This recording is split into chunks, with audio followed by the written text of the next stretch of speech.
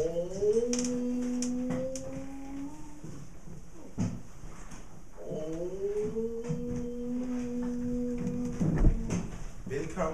til Teatermaskinen. Velkommen til jer. Velkommen til os. Velkommen til kollektivet. Det her, det er et kollektiv af den gamle skole, af den nye skole. I er alle sammen velkommen. I er alle sammen beboere nu her. Og I vil se, hvordan det vil være at være til fællesmøde. I vil se, hvordan det vil være at være sammen med nogle mennesker, som man måske har det nemt med, måske har det svært med, måske har man en lille smule genvorligheder. Men velkommen til maskinen. Velkommen til Teatermaskinen. Og velkommen til studiet.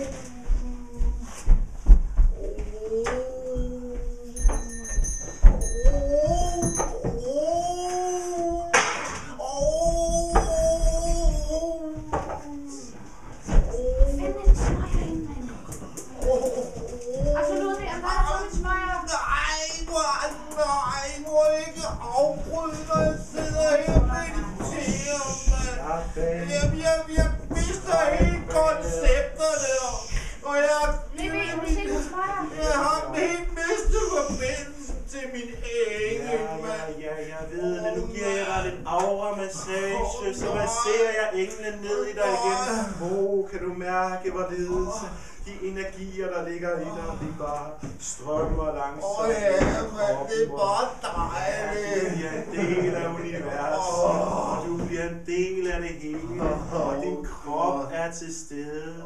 Langsomt åbner du blikket, ser mod nye horisonter. Velkommen til verden. Velkommen til fællesmødet. Skal vi så komme i gang? Ja, velkommen til fællesmødet. Det er jo det, vi skal i gang med, selvfølgelig. Ja. Vi har så mange punkter, Ja, så skal vi... Ja.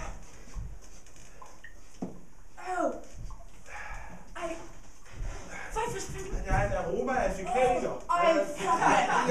Hvem det for noget? Det er fæses. Absolut ikke. Det kommer over for dig. Det stinker af lort. Ja, det er lort. Det stinker. Nej, men jeg har lagt en lille kage i buksen. Det er også fordi I kommer og forstyrrer mig, når jeg sidder og mediterer, mand. Det er jo vandet tavligt. I ved godt, jeg ikke kan tåle at blive afbrudt sådan lige midt i det hele. Der er hvide underbukser derude i skuffen til venstre. Ej, mand, nu rendte det ned, mand. Mand. Yderst skuffe til venstre. Værsgo. Det er mig. Nej. Kom så. Seriøst, BB, det gjorde du bare ikke. Du låner ham bare ikke dine underbukser. Vi skal jo dele, så vi skal jo være fælles om det. Ej, det er sgu da mega ulækkert. Han er fandme ulækker, mand. Men han har jo slap tarmmuskel, det ved du godt. De er glade, mand. Det er mega ulækkert. Han sidder og skider midt i sofaen. Det er gang fra Barcelona, du ved godt. Jeg skulle da prøve lidt glad med Barcelona. Ja, Barcelona, ja. Jamen, han kan jo noget. Altså, jamen, men han render jo rundt i sin evige hashtag og er skæv hele tiden og stinker af lort altid. Det er da for ulækkert. Jeg fandt mig ved at være træt af det, mand. Han er et meget spændende menneske. Ja, spændende, kan man nok lov at sige. Ja, men han var jo med dengang i 70'erne, det dengang, hvor det virkelig skete, altså. Han har jo en masse ting at byde på, han kan virkelig lære os noget, altså. Men han kan bare ikke sådan huske så meget af det. Det er skide, han glemmer fandme alle ting og bare sådan Men ja, vi har... Ja, det er rigtigt. Vi har en del punkter, vi skal i gang med. Altså, først så har vi jo Hemsen. Så er der Jotle-koncert. Så er der Imitationskarussel Festival. Så er der Anders And-konference med fokus på kønsidentitet. Altså, det er punkt nummer 4. Så er der Konstant Healingsrum. Så er der Champignon-farmen nede i kælderen. Og så er der kursusskik i kinesisk. Det er min ven herovre fra. Og så er der nummer 8. Det er minefeldsterapi. Så er der nummer 9. Det er rundkredshygge weekend. Og nummer 10. Saltvandstarmskyldnings temadag. Ej, seriøst, har du kun lavet te? Ja, så er der udvalgssammenlægning, for vi har jo en del udvalg, så vi skal have lagt dem sammen. Det er punkt nummer 12. Så er der homøopatisk selvmedicineringsuge. Rullekravaften. Ja, kastanjekrægedag. Og geden. Ja, geden.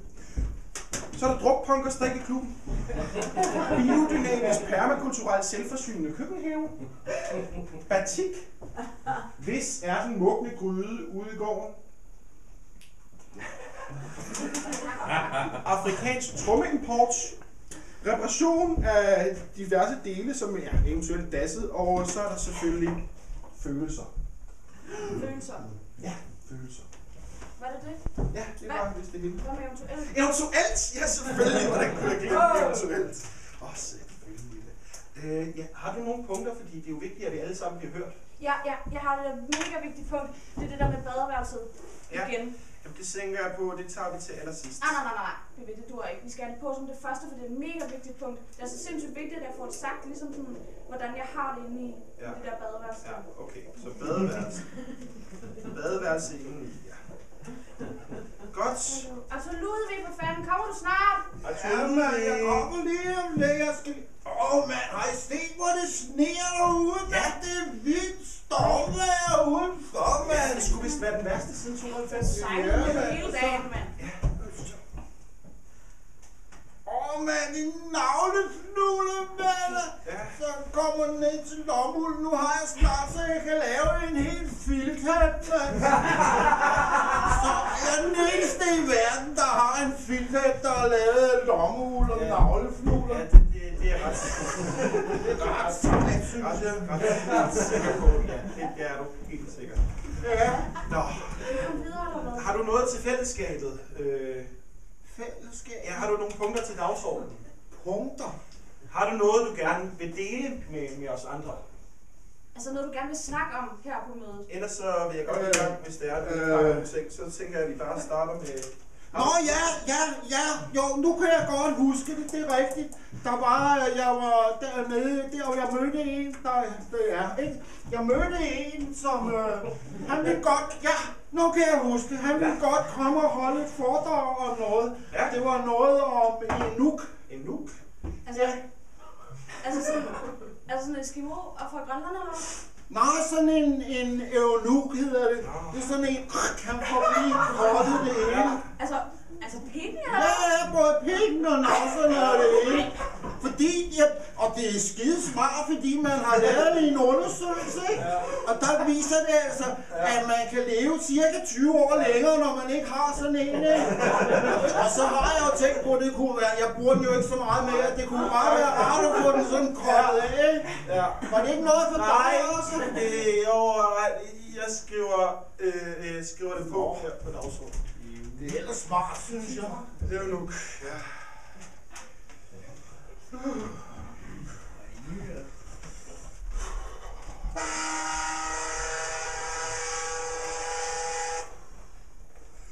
Ja.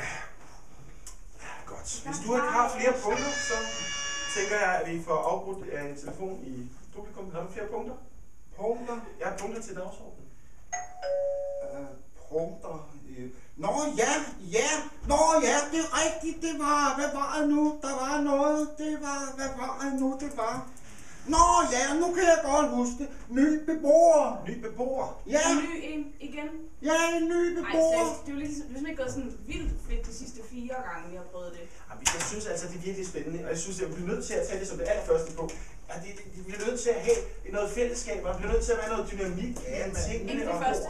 Det er ikke det første. Det kommer også nummer 2, det er altså mit punkt, der skal på som det første. Det er altså det vigtigste. Jo, okay. Det skal på. Men så kommer der altså på som nummer 2, ny beboer. Ja, det er det, jeg er ret spændt på at høre. Ja. Men inden vi går i gang, så har vi jo et lille kommunikationsproblem her i kollektivet. Så derfor vil jeg vælge at introducere taleklokken. Taleklokken. Ja, så ringer man med klokken, når man vil sige noget. Sejt, mand. Og så har man simpelthen taletiden, taleklokken og taleforummet. Så når man skal sige noget, så tager man taleklokken og ringer. Altså, så man må kun snakke, når man har den der klokke, eller hvad? Ja. Okay. Ja, så tager jeg den. Fordi det er mit punkt det første. Det er altså et mega vigtigt punkt. Det er altså ved at flippe fuldstændig skråt amok over det der badeværelse derude. Det er det badeværelse der. Som bare sådan roder. I kan godt se det derude. Hallo? Ja. I kan godt se det derude. Det er jo fuldstændig kaos derude. Der er jo ting over det hele, og underbukser, og tandpasta og håndklæder ud over det hele. Og I kender mig altså godt, drenge. I ved godt, at hvis der er kaos uden af mig, så er der også kaos inde i mig. Ja. Og sådan er det bare, og I kender mig godt. I ved det godt efterhånden. Ja. Hallo? Ja. Så derfor så er det altså mega vigtigt, at I ligesom hører efter, hvad der er, jeg siger til jer, og hvordan jeg gerne vil have det. Fordi det roder der rundt derude, og det roder rundt derinde. Hallo, Arthur Ludvig? Ja. Jeg synes faktisk ligesom, at det er ret respektfuldt, hvis ikke du sådan lytter til, hvad det er, jeg har at sige. Det gør jeg hvordan jeg har også. det indeni. Det er faktisk vigtigt. Det gør jeg også. Så derfor så skal det altså vigtigt, at I skal huske, at håndklæderne, de skal ligge på håndklædehylden. Altså den midterste hylde. Det er mig, der har talt på det. Den midterste hylde. Og helst i farveorden til lyseblå, hvide og lyserøde. Og så den nederste hylde, det er min hylde. Ja. Det er den, der står Maria på. Hvis I skulle finde på nogle gange at låne noget derfra, eller komme til at vælge nogle shampooer ned, eller et eller andet brud rundt derude, som I jo gør nogle gange, så er det altså vigtigt, at I sætter det på plads igen.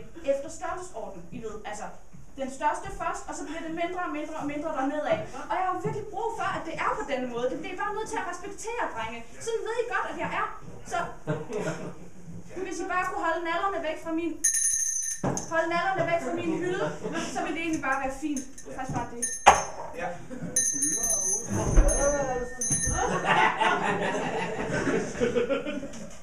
Hvad er det for nogle hylder? Ja, der er hylder ude på badeværelset. Vi har en hylde, hver især en hylde til Maria, hvor der står Maria, en hylde til Arthur Ludvig, hvor der står Arthur Ludvig, og en hylde til mig, Benjamin Bjarne, hvor vi har vores ting på. Og jeg tror måske, at det er det, Marias problem egentlig er, i at vi kommer nogle gange til at tage nogle ting, der ikke er vores. Og det er helt i orden, hvis vi har en aftale om, at man godt må låne noget af hinanden. For eksempel som de 4 underbukser, som jeg nu delte sammen med dig, så vi deler noget. Ved du hvad? Nå ja. Dingelingelingeling. Dengang i gamle dage, det er lige det, vi havde startet kollektivet, ikke?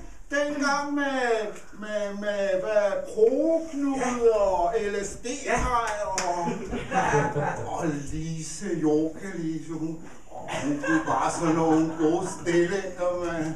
Ja. Hvad med dengang?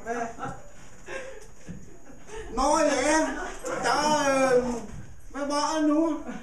Det er kollektivet. Dengang kollektivet. Ja, hvad er det? Nå ja, der havde vi bare sådan en stor bunke tøj, ikke? Ja, bare alt tøj lukket, ikke? Og så når man skulle have noget rent tøj, ikke, så gik man bukser. Ja. Og så bluse. Ja. Og så kjole. Ja, så var bare en kjole på, ikke? Nej, altså noget gik med kjole. Ja, det er sådan dejligt, så frisker det sådan lidt, så man friske luft og sådan noget, ikke? Ej, det skal vi ikke have det. Det skal være altså gå som en god idé, ikke? Ja, fællestøj, ja. Drenge, sniks. Det vil jo aldrig nogensinde gå. Seriøst, det vil jo aldrig gå her. Prøv lige, altså Ludvig, prøv lige at forestille dig Benjamin Bjarke skruer sin fede røv. Prøv lige at se, skruer bare ned af dit. Den fede mave, mand, den fede røv, det er bare kort,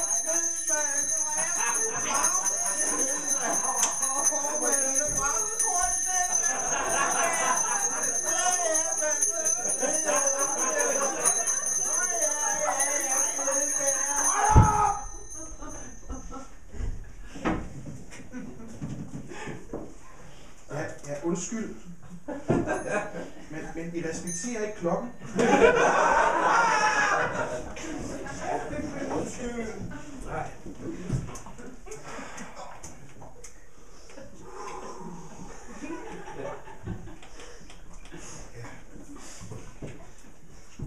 Det var så det første punkt. Så nu skal vi til dit punkt, Arthur Ludvig. Jeg er meget spændt på. Ikke på? Ja, det er den nye beboer. Det der med den nye. Nå, ja, ny beboer. Hvordan var det nu lige? Det var med det der med den der nye. Nå ja, jo, nu kan jeg, tror jeg, hvordan. Nu kan jeg huske det, ikke? Ja. Jeg gik ned til Brugsen, ikke? Ja. Gik jeg sådan og den vej, og så kom jeg ind i brusen, og så gik jeg og købte kartofler, og gulerødder, og tomater, og en ny tandbørste. Den gamle havde 3 års fødselsdag, så den skulle skiftes. Og tamponer til dig, kan jeg huske, og så noget med til min mystiske småkage, jeg kender, ikke? Og så nogle brune ris til dig, ikke? Jo. Og så tror jeg ikke, der var mere. Ja, der var den nye beboer.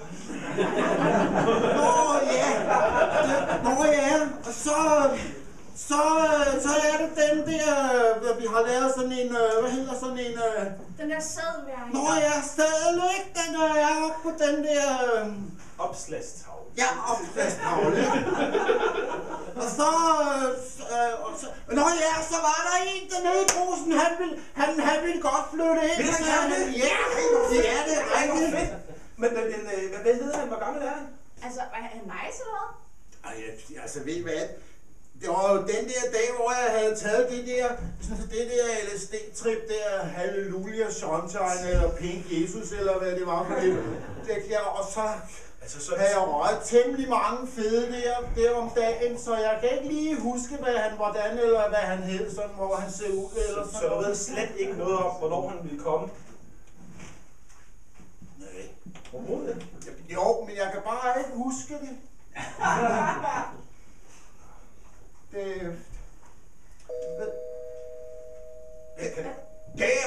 Det er nok ret, der kommer. Ja, det er ham, der kommer nu. Hvordan ser jeg ud? Som du plejer. Okay. Er I klar? Ja, Velkommen i kollektivet. Jeg hedder Benjamin Bjarke. Velkommen. Dag, Arthur Ludvig, også kaldet alle.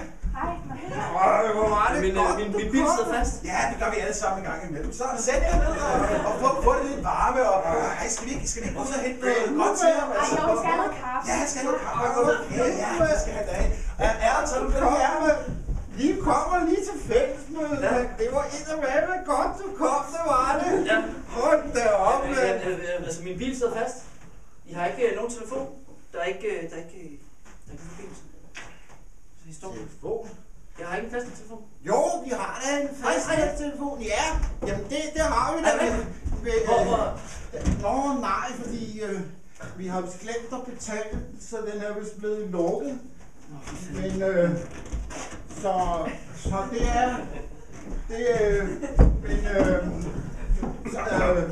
men jeg kan jo godt hjælpe dig alligevel. Okay, hvad så?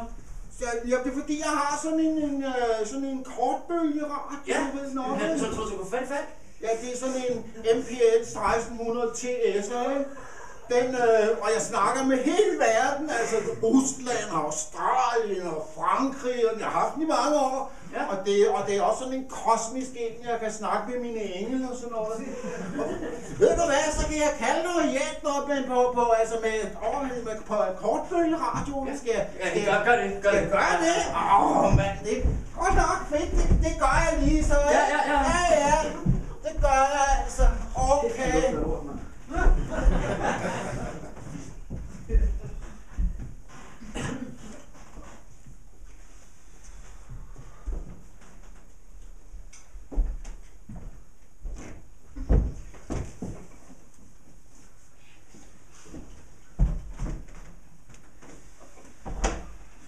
Hvad fanden er det her for et sted, mand?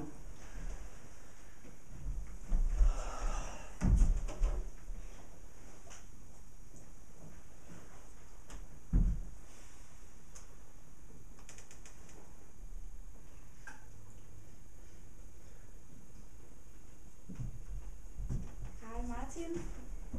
Hej. Jeg har lige taget lidt kaffe med til dig. Tak. Det var ikke bare, det var virkelig nice, at du kunne komme her til fællesmødet. Ja, altså, min bil sidder fast. Ej, sidder den fast? Ja. Ej, hvor sødt for dig. Du må virkelig fryse meget. Det er jo helt fuldstændig sindssygt, men Jeg har faktisk fået varme. Det har bare sejlet ned i 2 dage, og det er vildt koldt udenfor, det ikke? Du må virkelig fryse, tror jeg. Tak. Ja, velbekomme.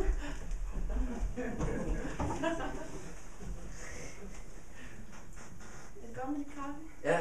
Ej, det var godt, du kunne komme lige til nu. Det var helt vildt.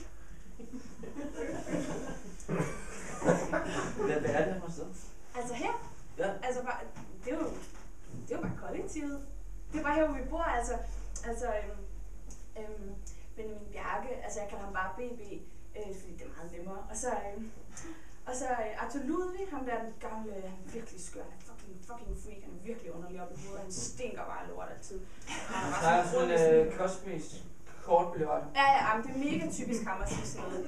Mega typisk, han snakker altid om engle og sådan noget, han render bare sådan rundt i sådan hashtog altid, og er mega skæv og lugter af lort og sådan noget, men han er sikkert meget sød nok sådan et eller andet sted nede på bunden, så er han sikkert fin. Altså så er han rigtig sød, det er han altså.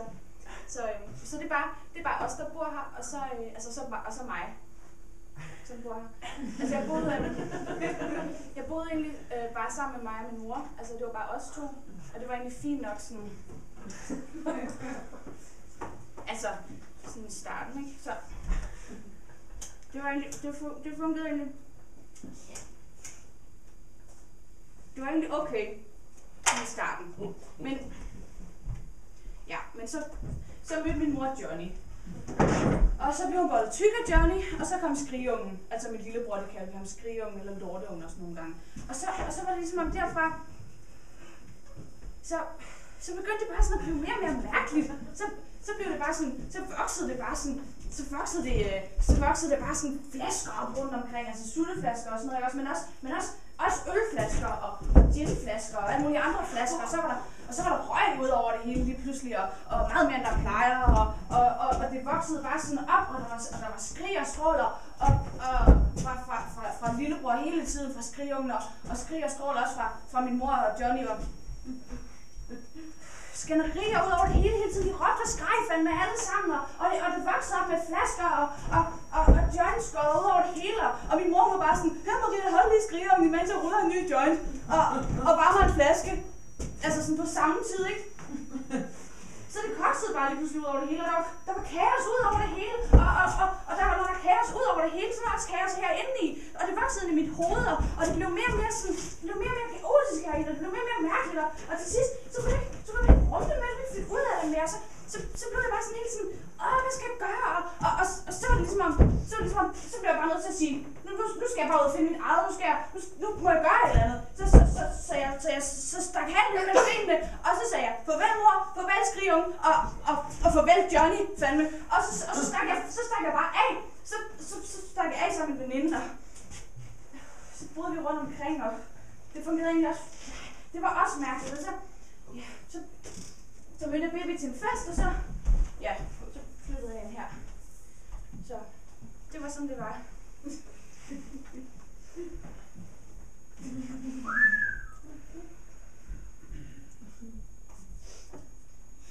Sikkert noget? Ja.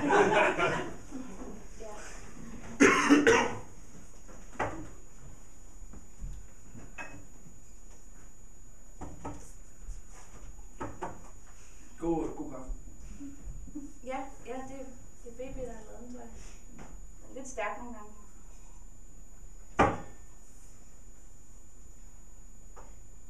Men Martin,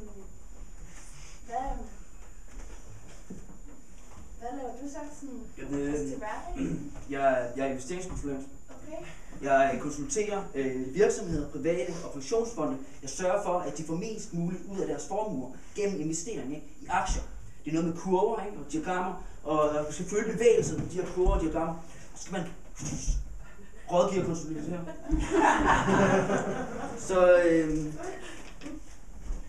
Så har vi lige oprettet IT-virksomhed i Indonesien, og det er fordi, at indoneser, ikke, de taler faktisk bedre engelsk end inderne til billigere penge. Okay, det er spændende. Det er rigtig spændende, altså så det er noget med penge og sådan noget,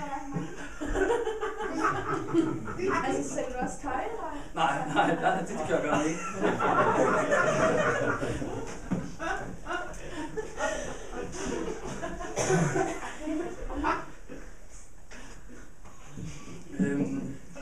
Har du hørt noget om stormen?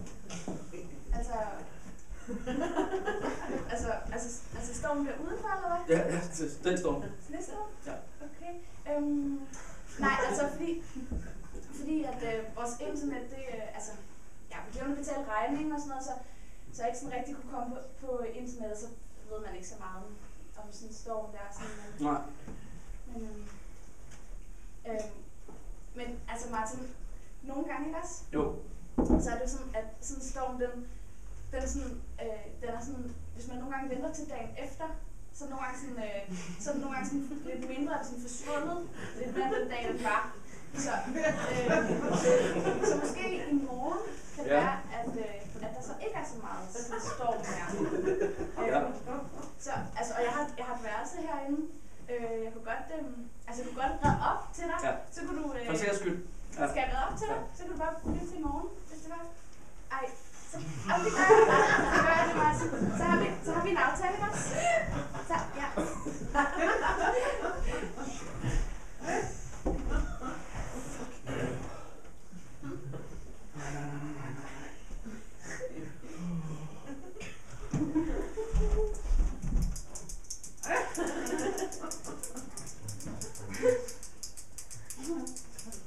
Så er der forfriskninger. Det er simpelthen noget af det lækreste, jeg har. De er meget, meget små, men meget, meget delikate. Det er escargot, altså franske snegle. Jeg synes, du skal smage en. Nej, tak. Jeg har spist.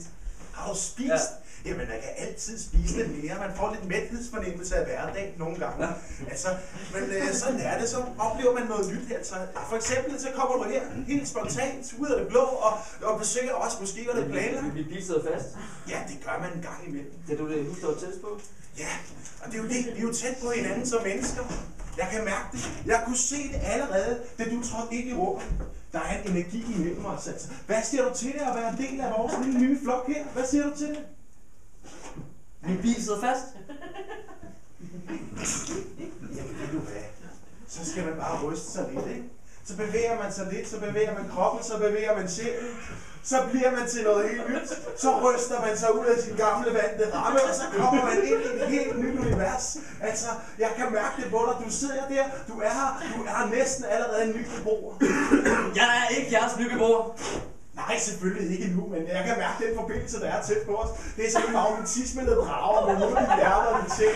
Jeg bliver simpelthen nødt til at være fysisk og give dig en krammer. Mand og fælleskrammer, jeg vil blive med. Hvor kærligt, mand og fælleskrammer. Jeg vil ikke med nogen fælleskrammer. Jeg kom ellers bare for, at jeg ville hjælpe dig. Har du fået kontakt med Falk? Ja, jeg har fået dig haft... Er det rigtigt? Ja, jeg har snakket med en, du ved godt, så lover kortbølgeren der. Ja. Så fik jeg fat i en, ja. Hvem var det? Nå ja, det var... Hvad så var det? Det var en kineser fra Kina.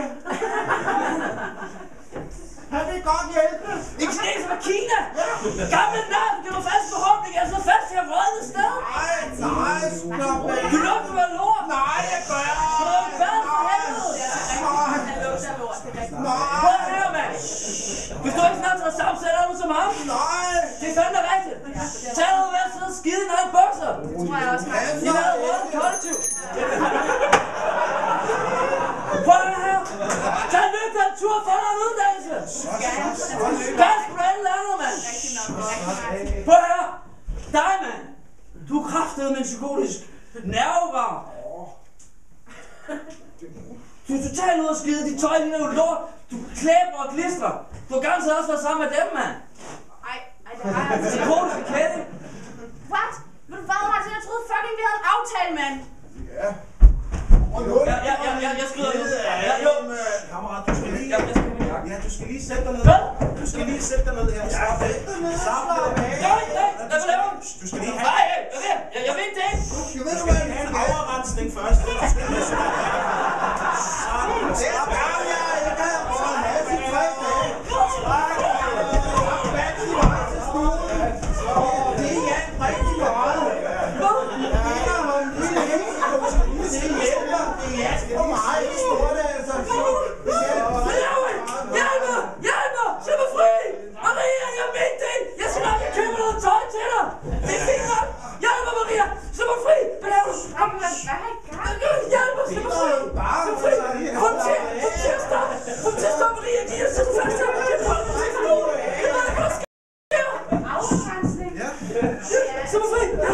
hjælpe mig. Nej, vi har tænkt over. Jeg skal nok, ja, så kommer jeg ind på lige værelse til 4. Nu er jeg helt